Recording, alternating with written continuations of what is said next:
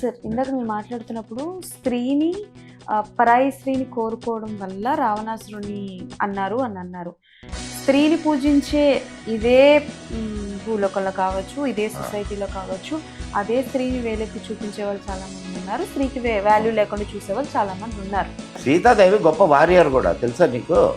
అవును సార్, మరి నేను అదే చెప్తా. దాంతో పాటు మంచి గుణాలు కూడా. కానీ సార్ నేను అన్నది నిజమే, ఆవిడ గొప్ప వారియరే. కానీ ఎక్కడా కూడా వారియర్ గా ఉండమని ఏ ఆడపిల్లకి నేర్పించారు సార్. అయితే నువ్వు ఓర్పుగా ఉండు, నువ్వు సహనంగా ఉండు, ఎవరు ఎన్నన్నా నువ్వు పడాలి అని అంటారు తప్ప ఏదైనా గొంతెత్తి మాట్లాడితే అదిగో ఆ అమ్మాయి బయట తెగించేసి ఆ అమ్మాయి ఎదురు సమాధానం చెప్తుంది నీకు అని అంటారు. కాదమ్మా, ఈ తర్వాత కాలంలో స్త్రీ మీద ఆంక్షలు చాలా వచ్చినాయి. అవును సార్. ప్రత్యేకంగా ముస్లిం ఇన్వేషన్ పీరియడ్లో స్త్రీలను బయటకు రానిచ్చేవాళ్ళు కాదు. ఎందుకంటే బయటకు వస్తే ఎత్తుకుపోయేవాళ్ళు వీళ్ళు. అట్లా అమ్మేవాళ్ళమ్మా, లేకపోతే